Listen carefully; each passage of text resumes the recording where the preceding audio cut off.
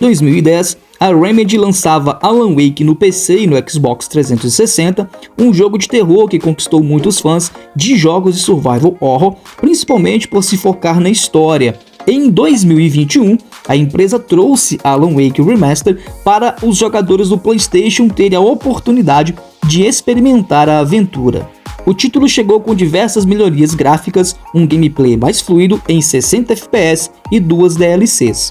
Apesar de ser um excelente jogo, Alan Wake Remaster ainda escorrega em alguns problemas técnicos, não chega a ter uma jogatina assustadora e o medo vem mesmo através da narrativa.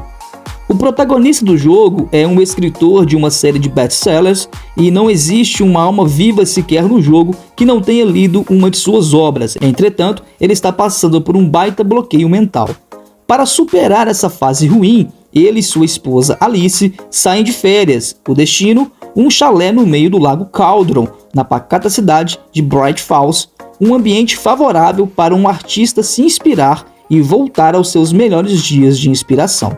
Alice, que possui nictofobia, ou seja, medo do escuro, é sequestrada por uma entidade e afunda na escuridão do lago Cauldron. Agora, cabe a Alan Wake procurar por ela em meio à noite, onde diversos espíritos aparecem para lhe tirar a vida. Para ficar a salvo, só lhe resta ficar em ambientes iluminados, onde esses seres enfraquecem. A narrativa é o forte de Alan Wake. É nela onde o jogador sente o medo imposto pelo gênero de terror e entende as motivações do personagem, bem como as suas angústias. A história é muito bem amarrada e intencionalmente deixa pontas soltas em seu final.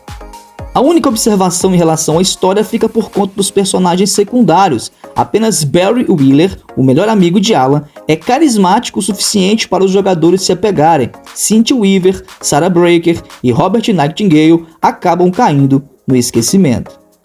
Conforme o player avança pelos cenários escuros do jogo, diversas entidades perturbam Alan Wake, e embora ser perseguido não seja o melhor dos sentimentos, é possível saber quando esses seres vão te atacar com base na trilha sonora do jogo.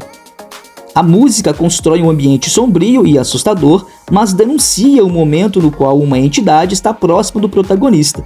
Para se defender desses espíritos, Alan utiliza uma lanterna. Basta mirar a luz da lanterna em um deles e atingi-los com sua arma, seja um revólver, uma escopeta, um rifle ou uma pistola sinalizadora. A ação é um ponto forte em Alan Wake. Os combates ocorrem com muita frequência e o jogador não sente estar em um ambiente monótono. O problema é a repetitividade. Derrote adversários, chegue em um poste de luz, continue, repita o processo. Não existe quase nenhum puzzle para quebrar essa rotina. Por fim, há os itens colecionáveis. Nos cenários, o protagonista pode coletar páginas de manuscritos que detalham a história do jogo e garrafas térmicas de café. A versão remasterizada de Alan Wake se sai bem ao elevar seu patamar gráfico. Os ambientes estão bonitos e os personagens mantiveram suas respectivas essências. O ponto negativo é que, por se tratar de um jogo de luz versus escuridão, talvez a produtora precisasse incluir Ray Tracing, mas não o fez. Mas, e a pergunta, Alan Wake vale a pena?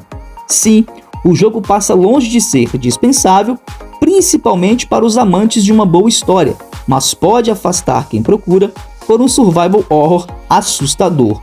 O jogo possui 6 capítulos, mais 2 episódios por DLCs, todos duram entre 2 e 3 horas em média.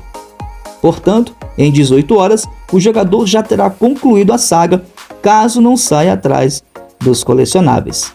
É isso, pessoal, espero que tenham gostado da review, bem simples, boa jogatina para vocês, se inscreva no canal, ative o sininho para receber as notificações e não ficar sem nenhum dos nossos conteúdos. Um grande abraço e valeu!